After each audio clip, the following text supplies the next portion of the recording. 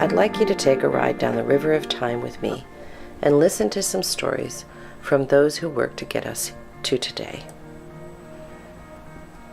The NSRWA was incorporated in 1970, but there was a precursor. It was the North River chapter of the Isaac Walton League, formed when the Scituate wastewater treatment plant was first proposed to discharge to the North River. Here is Bob Detwiler speaking on his involvement. We joined together in the North River chapter of the Isaac Walton League on January 27, 1964, and looking through my notes, we had Richard Burbank, who lived on the river, as the president, and active were Bob Sayers, Bob Blake, and myself, and I was in charge of publicity. But it was effective. We got people really, and they were excited about. This is one of the first times that people really became excited, came together to protect a precious resource. And somebody came up with the idea, I don't know who it was, of inviting Associate Justice Douglas, William O. Douglas, to come up and be a featured speaker at the Scituate High School. And I remember one of the high points of our career as the North River Society of the Isaac Walton League was going into Boston and picking him up in the car and driving him down. I think he stayed at Dick Burbank's home. And we made a date to pick him up in the morning. He met us at the dock at Mary's and went up the river. And he said, "Bob, this is really worth fighting for." And he said, "But you have to remember one thing. You may have won the battle, but you'll have not won the war. Because eternal vigilance is the price of liberty." That group did make the wastewater treatment better. However, more importantly, it sparked interest in people to form their own group to save our rivers. In 1969, Jean Foley observed that species in birds were declining from the spit, and having just read Silent Spring, she decided she needed to take action. Unfortunately, both Jean and her husband Jack are no longer with us. It was their leadership and passion that helped to found the NSRWA and helped to drive many of the accomplishments in those early years. The North and South Rivers Watershed Association incorporated in 1970, and here is the first president of the NSRWA, Bill Finn, and his wife Betty Finn, who was also an early board member, both talking about the formation of the Watershed Association. I contacted a friend of mine who was on the first board of directors, John Lanier, who now lives in New Hampshire. At that time, he worked for the U.S. Fish and Wildlife Service as a wildlife biologist in the western part of the state. And John said, "Why don't you establish a watershed association?" And I said, "What's that?" And he described to me what it was. And he said, "Let me get you a copy of the Blackstone River Valley Watershed Association bylaws." We decided, okay, let's get a group of people together. Because we knew, as Betty said, a lot of different people around the area were waiting for us to come up with some kind of options so that we could have a direction. meeting. In direction. Jean was leaning more toward the re-establishment of a chapter of the Isaac Walton League. We presented to people that information, and we also talked about the bylaws that we had from the Watershed Association. From the Blackstone, yeah. And then we took a show of hands, basically, as to whether or not the people that were assembled there wanted to establish a Watershed Association, go forward with that, or they wanted to reinvent or reestablish a chapter of the Isaac Walton League. Those were basically the two choices we looked at. Mm. And the vote was pretty much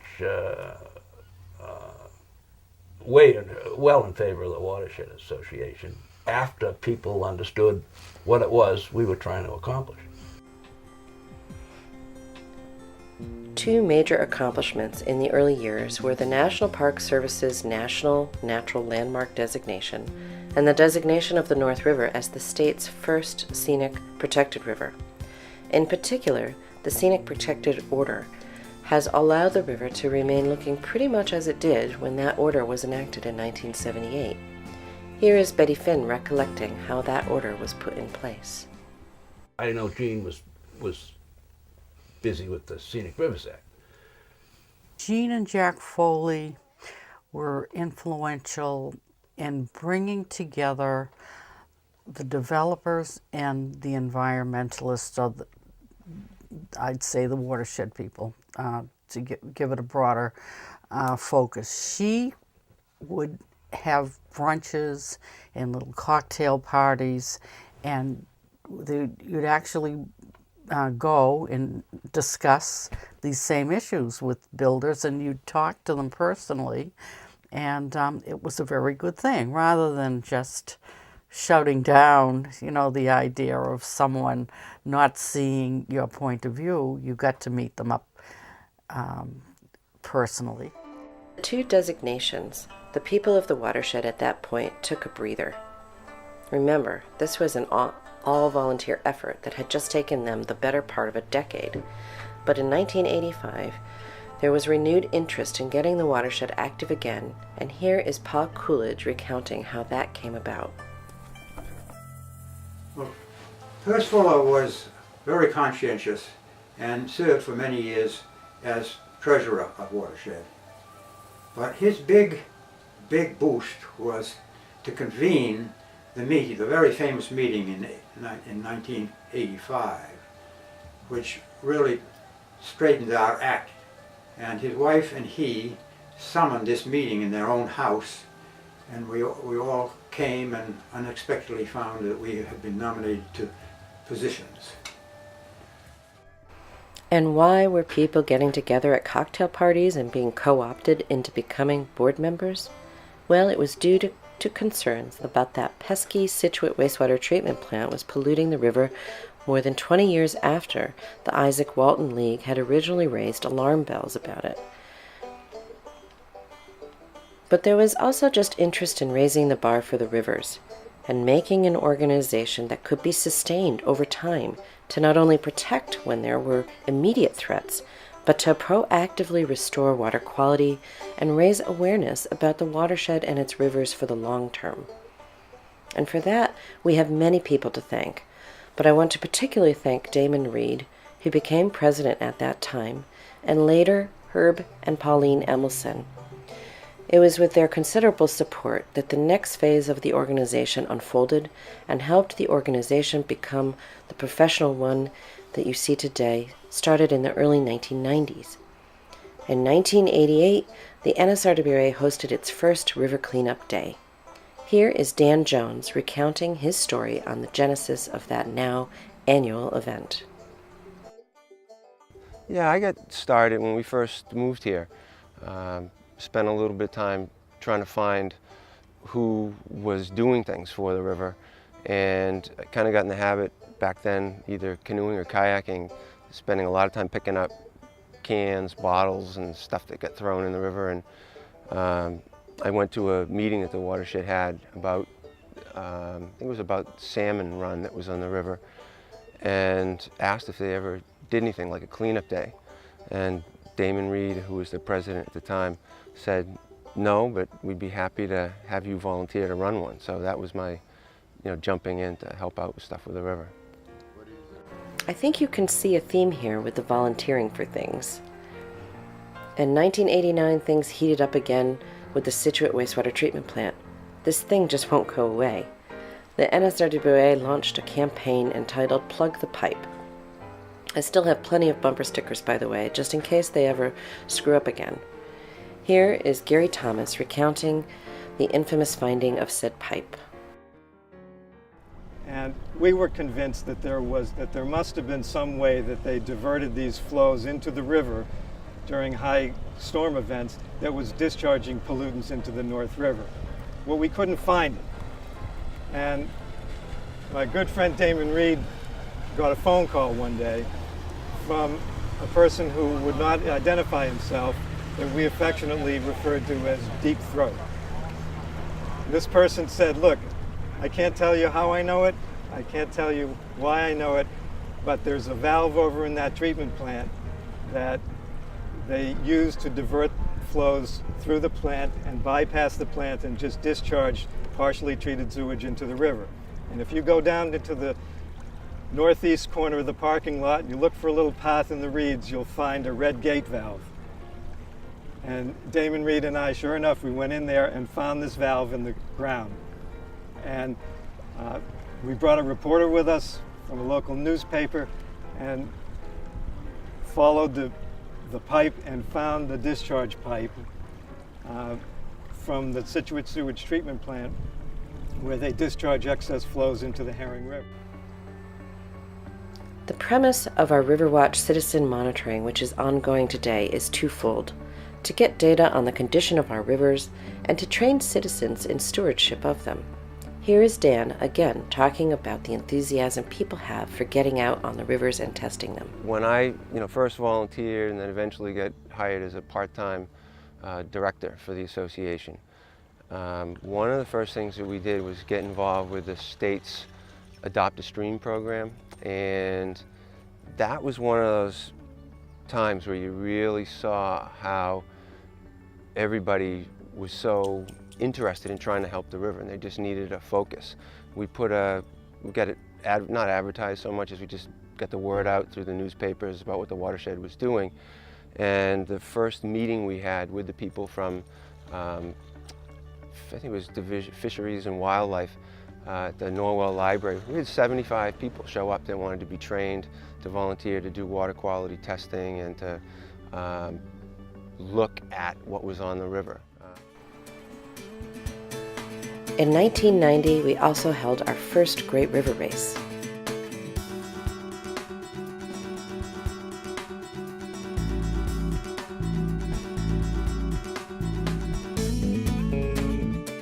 In 1991, Harvest 95 was launched to open the shellfish beds in the North River that had been closed due to poor water quality. This campaign had local students out seeding the clam beds at the same time the organization was working to identify and improve stormwater pollution that was impacting those beds. In 1994, the organization, working with volunteers, cleaned up fish ladders to make them operational and conducted fish counts. Finally, in 1994, the state issued an order of conditions to the Scituate wastewater treatment plant that required them to clean up their act and not discharge untreated wastewater into the rivers, and upgrade their plant, which over time they did. And now we can tell you that their effluent is very clean. In 1996, in part because of cleaner discharges from the wastewater treatment plant and stormwater treatment upgrades, some done directly by the NSRWA, shellfishing on the North River was open for the month of December, and ever since then has become increasingly opened as water quality continues to improve to the point where now we have those shellfish flats open from December through June. In 1991, the NSRWA hit the 500-member mark. In 1998, just over 1,000 members were now part of this wonderful organization. In 1998, with Steve Ives as executive director, the NSRWA put more focus on the South River, creating a recreation guide focused solely on the South River, as well as conducting intensive water sampling and identifying lands for protection along the river. As we entered into the 2000s, the first Herringbrook Initiative was formed, which was essentially a group of folks in Scituate focused on that tributary to the North River. This dedicated group's fieldwork on their brook redrew the map of their watershed, identifying new areas that were heretofore unknown as contributing to their stream, which, by the way, happens to be the town of Scituate's drinking water supply. Hi, my name's Lance Van Lenten. I'm the director of the First Herringbrook Watershed Initiative. Our group was formed in the year 2000. We had some wonderful people involved with this project in the First Herringbrook Watershed Initiative. Gary Van Wart is a naturalist. He was involved with the trustees of the reservations, and he led a lot of the nature walks.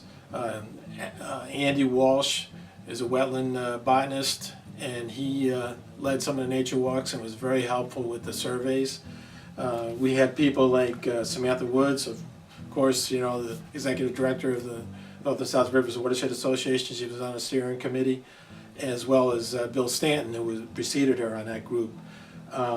We had John Pogorski, who works for EPA, and we had a number of other people, Paula Jewell, who worked for Mass Bays.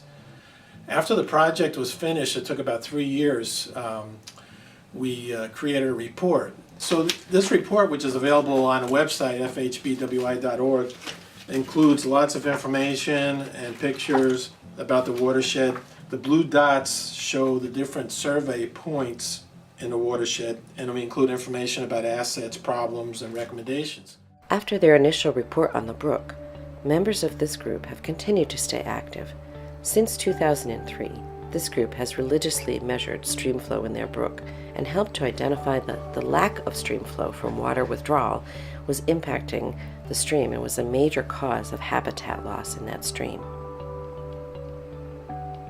In 2000, Bill Stanton with Doug Laurie initiated River Camp in partnership first with Mass Audubon and now with the South Shore YMCA.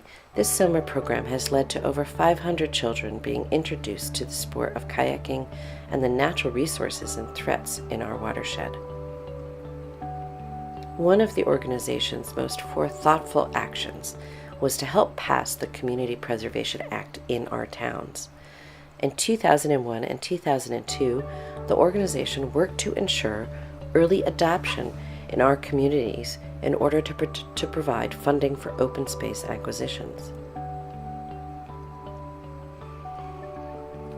In 2001, the NSRWA was also successful in stopping the MBTA from placing the Greenbush layover station on the river. This is Bill Stanton talking about that campaign. They were planning to put the train layover on the riverside of the Driftway, which was for them the easiest thing to do. One of the strong points of the watershed was the ability to bring the community together on that one issue. The community was divided over the train, whether or not it was a good thing or a bad thing. But the one thing that the community could get together, and I think the watershed acted as a catalyst, was that whether it came or not, you don't want to have the trains laying over on the southerly side of the Driftway in what was a river marsh. It all starts from the fact that the North River is a spectacular natural resource. And fortunately, people 40 years ago recognized that and decided to do something about it. And so, that was a great starting point for an organization that has used that momentum to continue on a number of different issues, whether it's protecting the river was the first one, but then working with the town of Scituate on their wastewater treatment plant, working with the MBTA, the CPA, and now stormwater runoff and the quality of water in the region. It's been a wonderful legacy for an organization that over the years has had the turnover that any good, solid nonprofit organization should have. New volunteers come in, and the reason they keep coming is that it's always doing good work. In 2005, we hit a new peak in membership with 1,500 members. In 2005, we also launched Protecting What Matters. First started in 2002 as a mapping project of parcels on the North River, it identified and prioritized open space along the North River.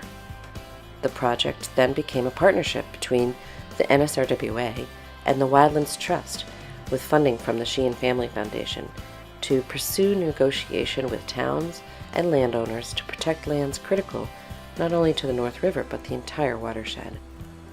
After I left Manomet Center for Conservation Sciences, I approached Bill Stanton, who was the director at the time, seeing if somehow we could focus the organization on protecting open space on the North River. And he thought it was a great idea, and he was able to get us involved with the Wildlands Trust, which is one of the larger land trusts in southeastern Massachusetts. And altogether that was about a 3-year project from beginning to end. So that was pretty much the genesis of Protecting What Matters, and to this day we continue to acquire some pretty impressive parcels. In 2007, because of the impacts on stream flow that we were now aware of because of the data collected through the volunteers of the First Herringbrook Watershed Initiative, we were able to place a condition on the town of Scituate's water withdrawal permits that required that they investigate the feasibility of restoring flows in the brook and the herring that no longer were able to migrate to their natal spawning grounds. In 2008, the North and South Rivers were officially designated a no-discharge area, which meant it was now illegal to discharge any boat waste into the rivers or the coastal waters of our communities. This designation was part of the original condition placed on Scituate's wastewater treatment plant, but it was not a requirement. In 2009, Nick Tyak started a fundraising and awareness-raising paddle. He paddled from the mouth of our rivers, up the North River, and down the Taunton for 75 miles. He did it again this year, in 2010, and hopes to do it again in 2011. But this time with a bunch of friends, including Samantha Jones, Dan Jones's daughter, and Nick's neighbor in Hanover. Here is Nick, and then Samantha's take on the North and South Rivers Watershed Association, the rivers, and our 40th. I spent a lot of time on the river as a kid, but I was first formally introduced to NSRWA when my neighbor invited me to do the Great River Race with her in high school. Since then, I've been a counselor for NSRWA's River Adventures Camp for 2 summers, and most recently I've organized 2 trips along the Wampanoag Canoe Passage as a fundraiser for the Watershed Association. I really appreciate the work that NSRWA has done so far, since I've really enjoyed the river and the shared resource of both the North and South Rivers. And I'm looking forward to new projects that they have planned to restore the watershed's ecology, to improve water quality for swimming and shellfishing, and to expand their membership in the circle of watershed stewards. So thanks NSRWA and happy 40th anniversary. It's so great that the river was so accessible to me, and I think that my experiences with my dad and being able to do everything that I did on the river and continuing to take part in the Wampanoag paddle and the river race have really shaped my environmental awareness today. Happy 40th birthday, NSRWA. In 2009, we also started to rethink what our strategy was going to be for the next 3 years. We asked ourselves, what were the threats now, and what were the most effective ways we could address them? We came up with the Blue Communities Campaign, a campaign to fix our watershed's broken water cycle by ramping up our monitoring, advocacy, and education efforts. The problems with our rivers now are less about one pipe and more about many insults. And while pollution is still a problem for the rivers, though much better, we are now more concerned about how we are paving over our watershed, withdrawing too much water from it, and disrupting natural stream flows through poor infrastructure, essentially breaking the natural watershed water cycle. This has many repercussions, including decreasing stream flows, increasing the stormwater pollution, disconnecting river habitats, and preventing fish from migrating. To combat this, we have refocused our Greenscapes program to go into the schools, specifically the 5th grade, where over the last school year we had 1,500 students go through our Water All Around You program, bringing home to children and their parents the threats to water from increased pavement and the need for water conservation. We hope to continue and expand this program to all 2,500 5th grade students in our watershed. However, at this point, our current resources only allow us to bring it to one school in each town, or about 1,000 students this year. As part of our campaign efforts to prevent further paving over of our watershed, our advocacy efforts include protecting land critical to our watershed's health.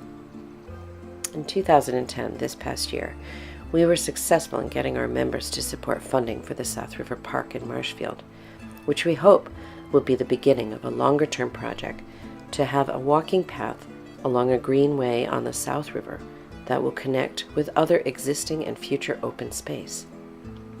Our hope is to have the South River be an integral part of the downtown of Marshfield, not just a place we find shopping carts on cleanup day. In 2010, we also published a report with the Nature Conservancy and with the Town of Scituate's Water Resource Committee that identified how much water we would need to restore more natural stream flows in the First Herring Brook, and that we need new fish ladders to allow herring to migrate. And just a few weeks ago, we were successful in our support for the acquisition of another large parcel on the North River, the Goggin parcel. Thank you, Marshfield members, and to their Community Preservation Committee and Open Space Committee. We are so looking forward to taking people out on this jewel in what we hope will be the emerald necklace for the North River. With this latest acquisition, the total land saved since we started protecting what matters directly on the North River is 245 and 150 acres on the South River. Not bad in just 5 years. And 1,800 acres in total on the South Shore. This is the power of community preservation. While the accomplishments are many, we want to recognize tonight that it is the work of many individuals, sometimes as squeaky wheels, sometimes as passionate advocates, sometimes just from sheer staying power, that has resulted in us saving our rivers together. But there is much more to do, as always. If you are a member, thank you for renewing, and if you are not, please consider becoming one. It'll be the best $25 you've spent in a while, I bet. And if you would like to help us raise membership through our Connector program by reaching out with us to your contacts, please let us know. After all, as the title of this evening's presentation says, it is 40 years of saving our rivers together.